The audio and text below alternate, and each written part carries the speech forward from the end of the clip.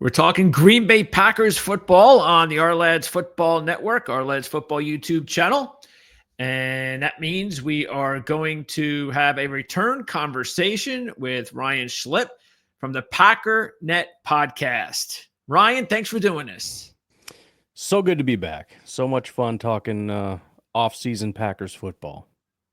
Yeah, I'm sure you, after what happened last year, it would be preferable for the Packers to have taken that next step to be playing in the championship game, especially when you see a team like an upstart like Washington make it.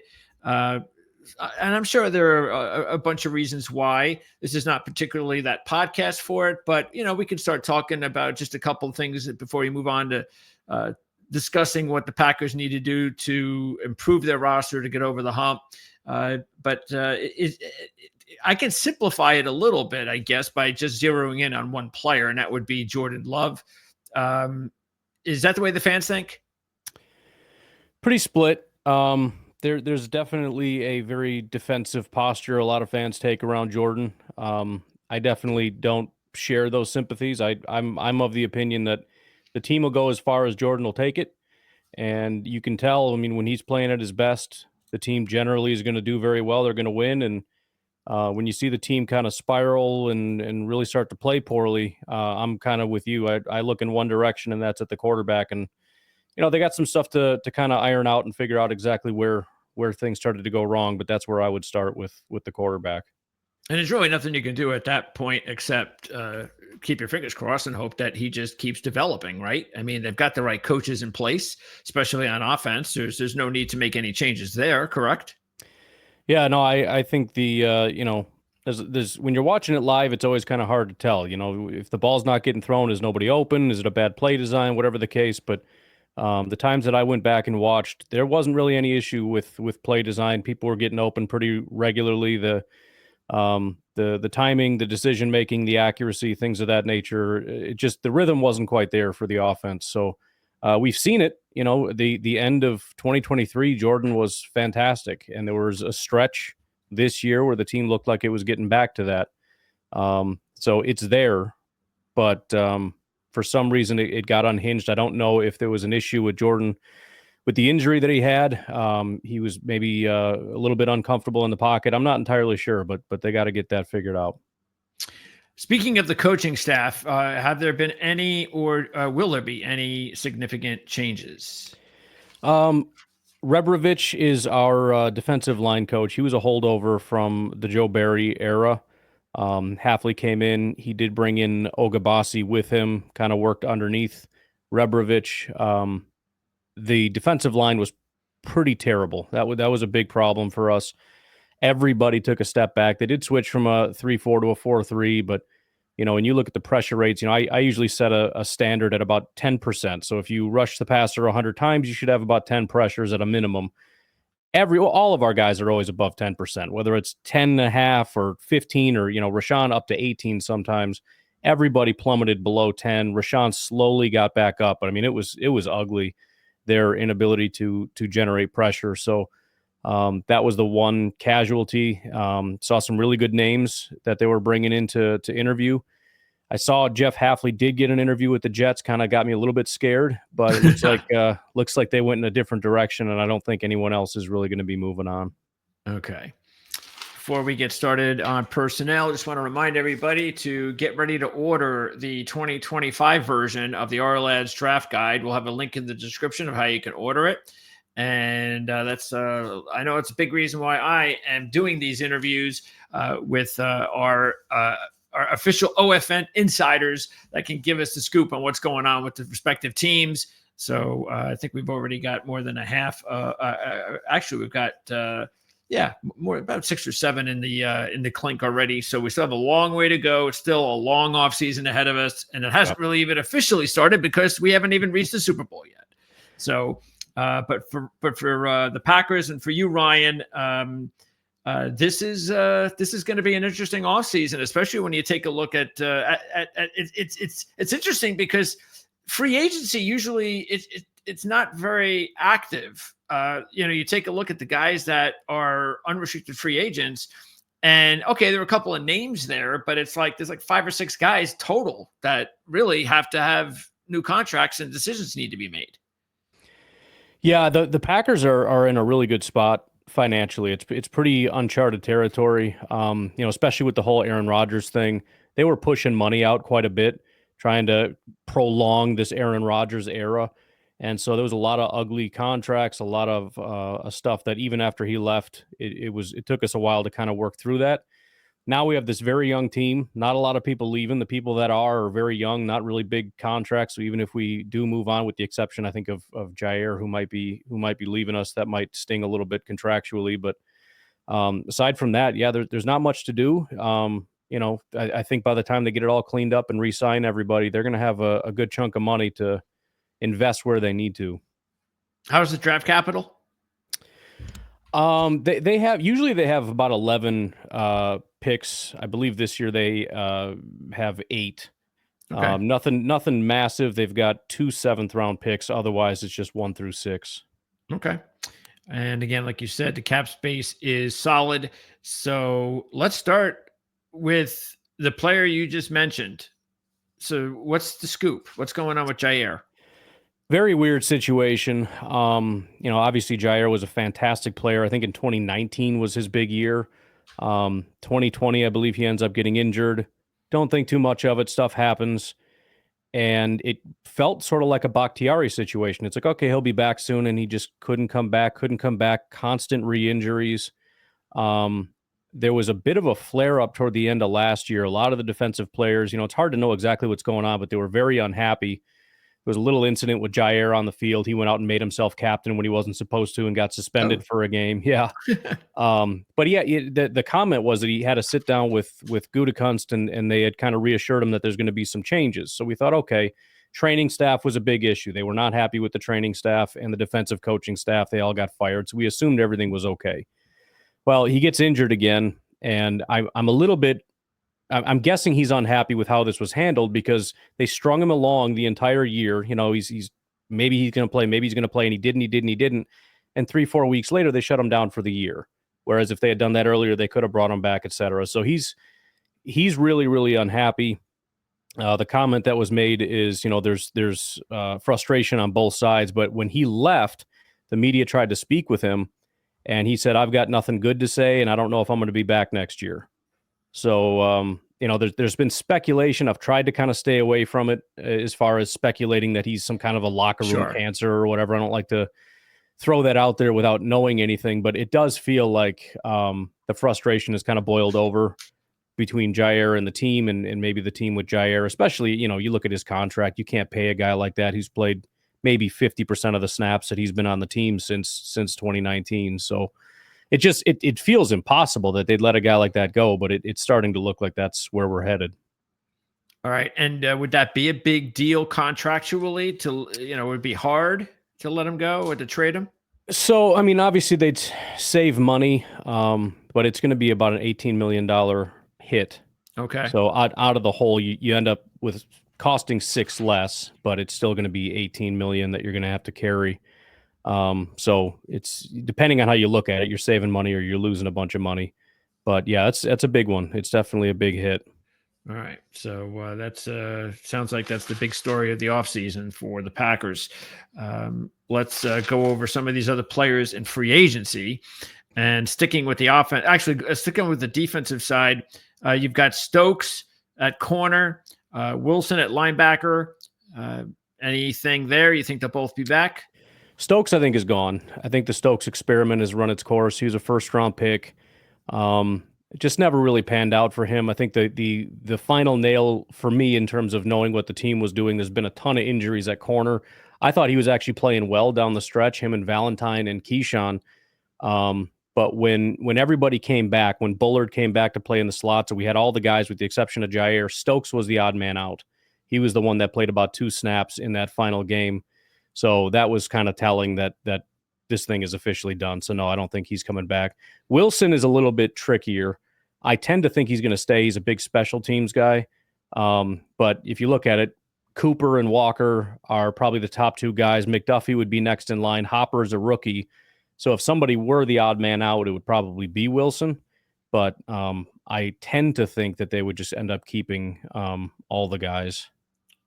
And he is more valuable on specials than on defense? Yeah, I mean Wilson's done some decent stuff on defense, but he's more of a special teams ace kind of a Okay. guy.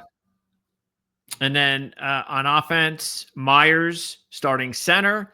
And of course, A.J. Dillon was injured earlier in the year. Is the writing on the wall that it's time to move on from A.J. Dillon? And are the Packers going to try to upgrade at center? Yeah, I think it's all done for AJ Dillon. I mean, Emmanuel Wilson did a fantastic job for us this past year. Brooks, I thought, did fine, and that's not even speaking to Marshawn Lloyd, who was hurt all year, who was obviously a promising rookie that's in the mold that Gutekunst likes. The Josh Jacobs types, 225-pound, thumping backs or whatever. So yeah, I don't see a reason to pay him. Myers is really tricky. I to me and to I think all the fans, it's time to move on. He's not been able to live up to the billing, and we just really need to upgrade that position. But number one, there was a comment from the coaches that Josh Myers had his best year. I don't know where in the world they're getting that from, Okay. but that's what they had said. And they also there was some kind of a podcast that Matt LaFleur had done. They were kind of asking who the leaders of the locker room are, and Josh Myers is one of the guys listed. So I hope at least if they bring him back that they are very aggressive in the draft and or free agency to at least bring in some competition so that we can eventually move on. And if they do re-sign Myers, it's maybe to like a 1 year or, one of those 2 years, but is really 1 year type of contracts. Because I don't know what they see in the guy, but he's not the answer at center. Okay. And of course, the team drafted several players along the offensive line last year. Just a little bit of a jump here to this since we're talking about it. And of course Morgan was a first rounder, Mm-hmm. but that doesn't mean anything. Right. Sometimes lower round players can succeed over early round players. But out of those three rookies, did anybody look the part, or is it way too early? No, I mean, Telfort and Monk came in at the very end when the injuries started to rack up, and it was pretty evident that they're just not really ready. And they're rookies who got very little time in the offseason and never saw a single snap until week 18. So you can't Okay. really expect too much from that. And Morgan, we never really saw all year. I'm very hopeful that, for example, Jordan Morgan, maybe the way that this could work out is Sean Ryan could remain at guard. Elton Jenkins can slot into center and Jordan Morgan can come in. That might be our best current lineup.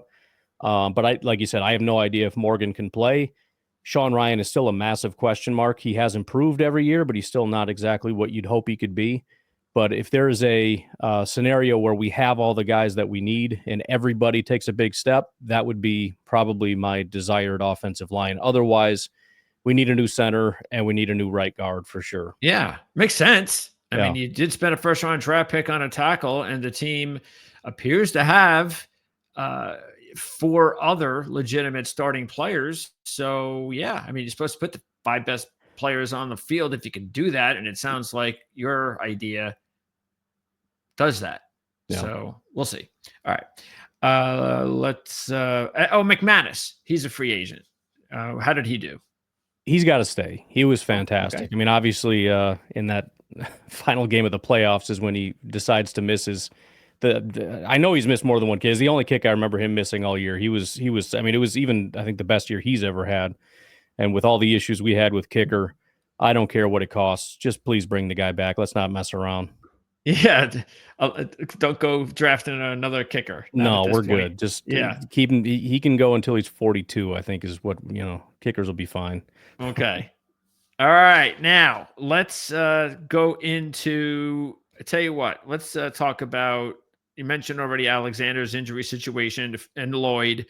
Let's talk about Christian Watson and also maybe even go into the needs because there. I mean, I've been hearing, and I don't know whether or not this is just because this has been said already, but I've been hearing some people talk about how the Packers we hear about they've got a really good young receiver room, and they do, but do they really have a complete room? I mean, should they go after a number one? Do they have a number one?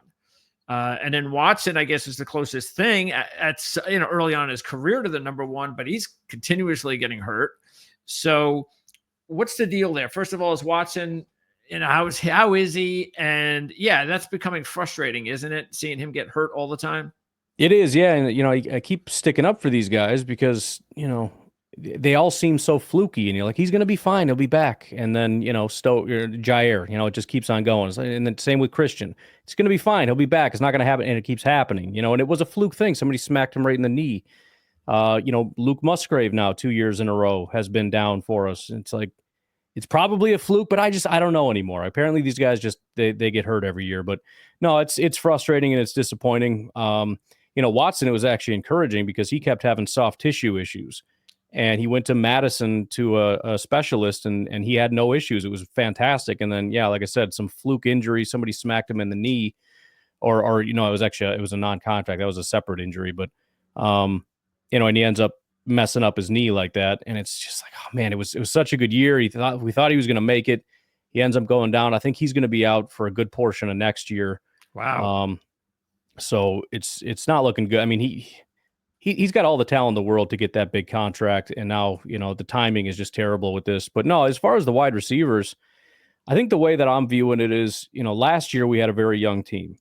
And Gutekunst gave it a year to say, okay, let's see who's going to step up. Let's see who's going to fill that role. Let's not attack wide receiver. Let's see who's going to step in. Let's not attack edge or whatever. And nobody really did. Dontavian Wicks looked really good last year. He fell off this year. Romeo Dobbs, for a game, decided he's not playing and just sat out for the team and got suspended. So that's not great. Can't really rely on a guy like that. Wow. Yeah, Jaden Reed, he kind of flashes, but I think we've learned he can't beat man coverage. So he's a very limited type of receiver. And then, like I said, Watson's going to be out for at least half a year next year. So from my opinion, what I think is going to happen is Gutekunst is going to say, I gave you your chance to be that guy. Nobody stepped up. And I think that they are going to try to go and fill that role. And I think that that's across probably multiple positions. We're going to have to try to find some truly top tier talent, and the rest of you guys can just kind of fill in as twos or threes or whatever. And I do think that rounds out this room. If you get a true number one, a true X receiver plus Christian speed and Jaden in the slot and everything, now you've got a better looking, well-rounded receiver room. Well, let's start with team needs then overall, even though, again, I'm sure receiver could be one of them. So not sure exactly where you would fit that. If you would like to go in order, so I'll leave it up to you. If you'd like to go in order, or we can put the order later on. Order's fine. Okay. I'm really, really torn. I would probably have to say corner is the most important. I get the feeling the team puts edge number one. The inability to rush for and get home was a killer for the defense. I mean, we were told Jeff Hafley's going to come in. He's going to play middle field closed defense. It's going to be a lot of press man, this, that, or the other. And we played too high shell the entire season because he didn't trust that we could rush forward. We got to do all these blitzes and everything else. So in terms of my opinion, the biggest deficit that we have is cornerback. The biggest need that I think the team has is edge. So we can call it 1A, 1B if you want, but corner and edge, I think, are going to be massive. The benefit of edge is that we have guys that have established themselves a little bit, like Rashawn. He took a step back. There's a chance he'll get into this 4-3 thing and kind of take a step. But yeah, I think my preference, if they become available, there's some rumors out there or whatever, but if they can get a free agent pass rusher that is just plug and play, this guy can do it, plug him in on the edge, then I would want to focus on corner in one of the premium spots in the draft, if at all possible. And there's a lot of guys, actually both positions. There's quite a few guys in the top 100 when you look at edge and corner, but I'm excited about the corner class for sure. Yeah, that's finding a veteran edge rusher is not easy. No, as we know. So yeah, we'll see how that works out. But so you're and by the way, this also depends on Alexander. So do you think that when you say cornerback as well, are you saying that because you believe Alexander may not be here? That's a big part of it. I mean, if they do keep Jaire, I think Jaire and Keyshawn as the boundary with Bullard in the slot is at least serviceable. Okay. Without Jaire, It's a disaster in my opinion. Got it. Makes sense. Okay. Next, is it? Are we going to offense yet? I you know, I do think offensive line would probably be the next thing. Really? I Center. I like the offense. I do. It's so hard because they don't have a bad offensive line. The pass blocking is there. They have no run blocking. I feel bad for Okay. Josh Jacobs. He's a workhorse. I mean, you look at Philadelphia, you look at Detroit, and those running backs and what they're able to do running through those holes. When our quarterback's struggling, if we could just hand it to a guy like Jacobs and just let him rip off 10, 15-yard runs instead of smashing into a pile of guys for 3 yards. And it's great that he got 2 yards after contact. That's Sure. wonderful. But it doesn't do us any good to be in, second and 7, third and 6. So I just feel like building through the trenches a little bit, getting a little bit stronger. I mentioned edge. You look at the teams like the Rams right now, especially with those young guys, the pass rush that they got Yeah. is just ferocious. I just feel like the top teams right now just dominate in the trenches. And if we can just get some people movers on the offensive line, along with building up the defensive line, I think that would be a very, very important next step. Okay. And no particular position along the offensive line. Is that because there are some interchangeable parts there? I think that's the biggest thing. It would be easiest to just plug in a center. I just feel like the Packers, aside from, they did get Josh Myers, but they love their versatile pieces. They're going to end up getting a tackle that can move in or something. But center would be the biggest one. If we can just get a really solid center, then I feel like we're doing pretty well. Okay. But definitely whoever they add on the offensive line needs, more than anything, it needs to be able to run block. I think so. Yeah. Zach Tom is fantastic at it. Elton Jenkins can do it. Rashid can't. He's a great pass blocker. He's not a good run blocker. But if we can get 3 of 4 or even 4 of 4, if Morgan can come in and do both, that's Okay. a great spot to be in. But right now with Rashid can't do it, Josh can't do it, Sean Ryan can't really do it. The offensive line can't really move anybody. So Okay. I'm hopeful that we can move in that direction because they're trying to play power football, but if you got offensive linemen that are a little more finesse, it's not going to work too well. Yep. All right. Would wide receiver be next? Maybe. We could say wide receiver, I suppose. The next two are wide receiver and defensive line. Defensive line is kind of similar. The only reason maybe defensive line isn't as big of a deal is because the run defense actually did work out, but the pass rush needs to be there just the same, and nobody else could really do it. Wide receiver, the only reason I would leave that probably last is just because, like I said, the guys are open.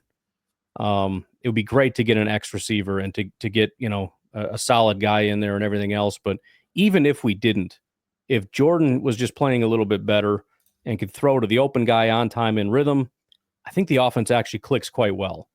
They're still going to need help. If Romeo does end up leaving, which I don't know if they would move on from him a year early if they were that upset with him about his attitude or whatever. But with no Wicks, with no Watson, and then Reed and Wicks being your only guy, just from a depth standpoint, we'll probably need to add some bodies.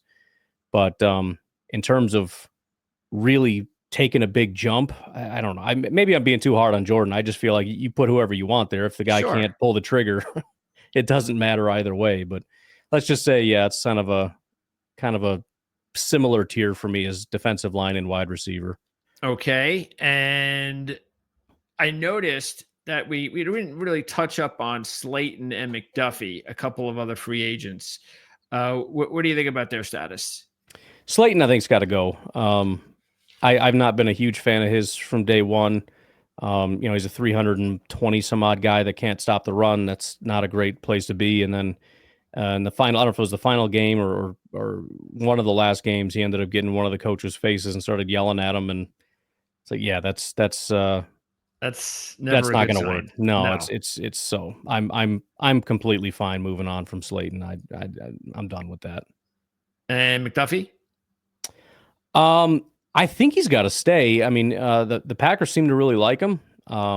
So he kind of is the. I think he's better than Quay, even though they're obviously going to rock with Quay. They really like him, but I think he's kind of the solid number 3 linebacker right now.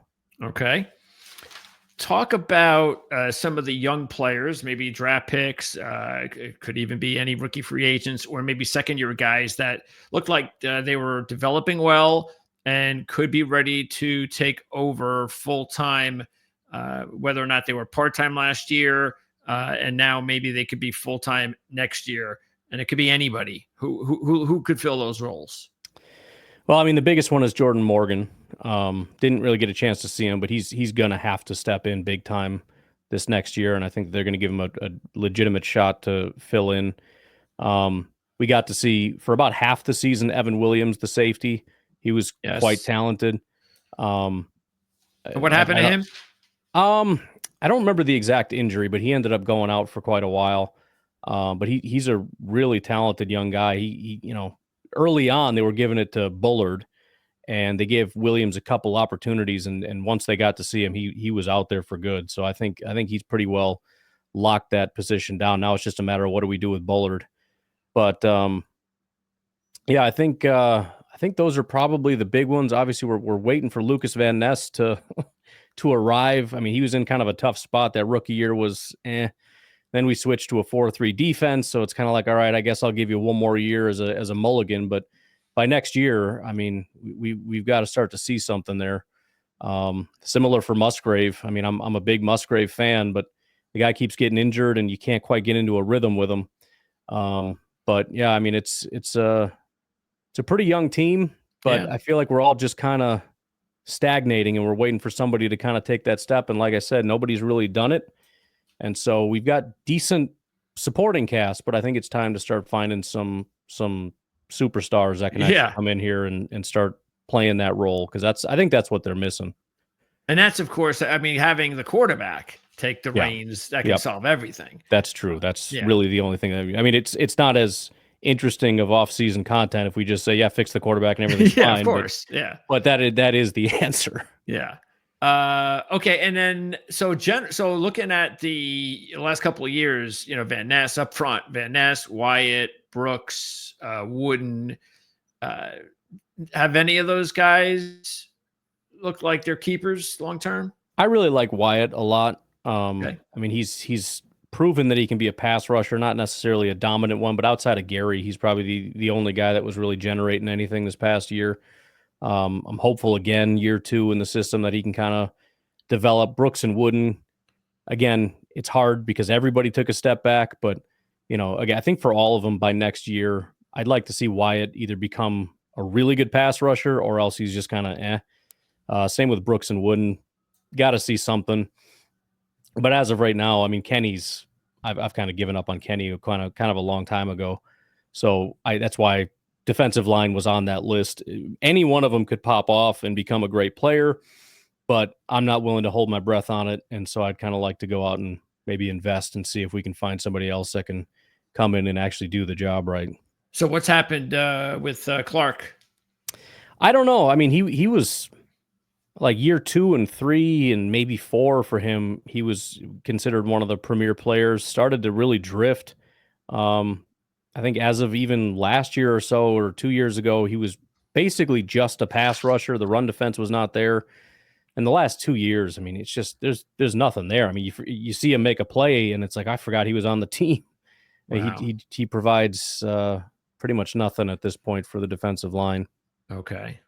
And then Hopper, draft pick last year, Oladapo. Let's see. You see anything from those guys yet? Well, we didn't get to see a ton of them.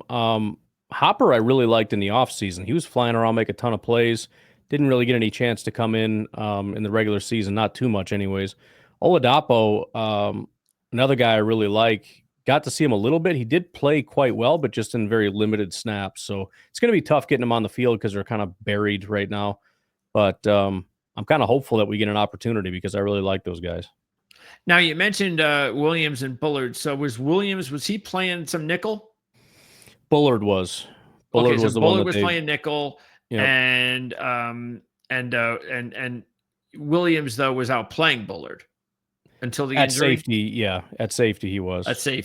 Okay, so Bullard was the one. So Bullard was playing safety, and then he moved over to nickel? Yep. So Got it. Bullard was safety. I don't know if Bullard maybe got hurt for a while or what. For whatever reason, Williams came out and it was very evident he was the guy. So they kicked Bullard down into slot, which didn't work all that well. But it was just kind of we need a guy down there with all the injuries. We had to kick Keyshawn from slot out to the boundary.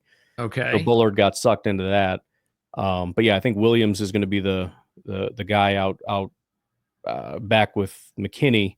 Yes. Bullard has a temporary spot in the slot. I kind of hope they're going to bring in some competition to play in the slot against him.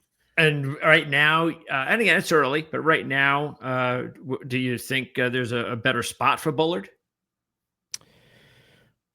I mean, safety would probably be a little better for him, to be honest, but I don't, obviously they could have three safeties out in a certain package. I don't think linebacker would work, and there's really no spot for him anywhere, with Wilson or with Walker and Cooper. Okay. So I think he's either a backup safety right now or can actually win the job in the slot. And like you said, Lloyd, everything's supposed to be okay with him coming back?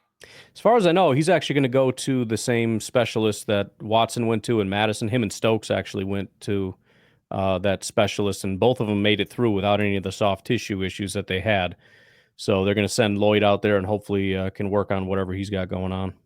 And I don't think we had the opportunity to talk about this, but I mean, the whole deal with Willis, it just shows you, I think that's great proof right there of why I believe LaFleur is a really good coach. I think Yeah, the I record agree. speaks for itself, but it's not because he transformed Willis when he was playing into some sort of a Jordan Love passing offense, but the fact that he was able to get something out of him.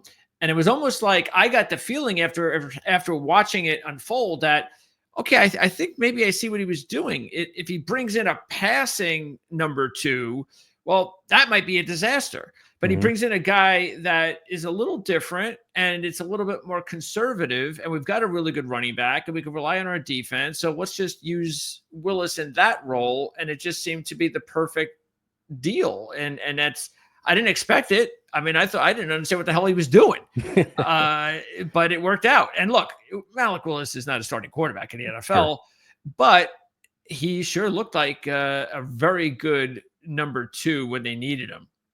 Yeah, I thought Matt did a great job. The offense definitely looked very different. He took advantage of that speed. The defense was scared of him kind of taking the edge. Yeah. And so he took advantage of that. We ran the ball really well and then just pick your spots. Matt LaFleur would, get a guy open and it was on Malik, and kudos to Malik. He threw some really good balls, just nice, accurate. He's right there. Just please throw the accurate ball to that guy. And he did. And they did enough to win. Like you said, rely on the defense and just make enough plays to pull out a win when you need it. And they ended up going, 2-0 during that stretch without Jordan. Yeah, and just saying, hey, just throw the ball right there. The guy's open is not so easy because the guy on the other side of the field had all sorts of problems doing that. Richardson. Right. So again, another reason why or outcoached the former Colts. Well, I mean, they still have their head coach, but yeah, that's another story that I'll be talking. Yeah, I don't know what's going on there, but I'll talk to Ken Sterling, our Colts insider, about that. That'll be a long discussion. Okay, so generally, though, the fans had to be pretty upset about how everything worked out this season. Yeah, it's tough watching the team implode over the last 3 games. It was different. Pretty much every year, the Packers' final game, they kind of implode for whatever reason. But you feel good about it because it's like, well, they're a good team. They just had a bad game. When you see 3 in a row, and one of those is a loss to the Bears, which is inexcusable, you kind of can't help but just wonder, like, are they going to pull out of this? Like, are they just a bad football team right now? Like, you don't really know. So you kind of hope to have some optimism, but you never know. I mean, the Eagles last year, they ended the season just horribly. It just was like they're a terrible team or whatever. And you look at them now; they've obviously bounced back from that. So, kind of hoping that the Packers have a situation similar to that, as opposed to something's just broke. Yeah, and that's the thing you have to hope for. But at least the talent's there, the coaching is there, and if any team can make that type of a turnaround, it's clearly the Packers. They're one of those teams. So. Yeah. Anyway, it was great getting to find out what's going on with the Packers. Ryan, I appreciate it as always. And unless anything happens dramatically between now and the draft, which with the Packers, I doubt, they're pretty quiet at this time of year. But do you expect any particular? Is there any like free agent on another team that, and maybe too early for me to even ask you this question, but that could be a target for the Packers? The big name that all Packer fans are dying for, that's probably a pipe dream, but there's a very unhappy player with the Raiders right now that we're hoping Josh Jacobs maybe puts in a word for. Oh, geez. Mr. Max Crosby. They're hoping that they can put together something to make that work. But, I mean, it's funny because everything feels impossible. I would have said it was impossible that they let a guy like Xavier McKinney go. I mean, come on. Xavier McKinney's the best safety in football. He's, 25 years old? They're not, and they did. Well, even if they do, the Packers aren't going to get him. And they, same with Josh Jacobs. You don't let a guy like Josh Jacobs walk. I feel like off seasons get weirder and weirder. There used to be a time where you could say things like that. They don't really let guys like that go, but now it's kind of a free for all. So I would say it's a pipe dream, but we'll see. We'll see what happens. But that is the name that everybody's hoping that they can take advantage of there. That and I suppose there's some Devontae hype. There's been a little talk about maybe getting Devontae back. Oh, okay. That could be interesting. Another deal with the Jets. Okay. Well, kind of worked out. For the Packers the first time. Be interesting to see what happens here with Aaron Glenn. And, of course, in the division, there's a lot of movement there. What do you think about that? Well, it's Ben Johnson hanging around in the division and both coordinators going from Detroit. Yeah, I'm hoping it's just more of a negative for Detroit than a positive for Chicago. I mean, we don't know how good of a head coach the guy will be. His offenses are fantastic. I mean, you can't deny that. What he did with Detroit was just phenomenal. But it's a different game when you're, first of all, you don't have the Lions offensive line. You don't have Amon-Ra St. Brown. You don't have the speed guy in J-Mo down there and all that stuff. Chicago's a different animal. Caleb's, at least last year, one of the more inaccurate quarterbacks as opposed to Goff, who was maybe the most accurate quarterback. So he's got his work cut out for him, that's for sure. But if it works, it's going to be very unfortunate for all of us. What's your guess on Minnesota? Do you think they're going to sign Darnold long-term and trade JJ? I don't think so. I don't know how you could do that. I think I'd be pretty happy if they did, but I mean, this is you got lucky with the guy playing that well. You also got lucky that he showed you who he was in that final game. That's true. Don't double down on a mistake like that. You drafted your guy, have some faith in it. If you want to go get another veteran, that's not going to cost as much as maybe a gap year, fine. But I cannot imagine going all the way in on a guy like Sam Darnold and giving away a guy that you invested in the draft. That would just be crazy to me. I agree. All right. So, Ryan, again, want to thank you. And we'll have a link in the description so you can check out exactly where to follow Ryan's podcast, the Packernet Podcast, on all sorts of streaming channels. And again, if nothing dramatic happens, like a Max Crosby trade in the next few months, we'll look forward to talking to you after the draft, Ryan. All right, Greg, I appreciate that. You got it. Thank you once again for joining us here on the Our Lads Football Network, and we'll see everybody next time.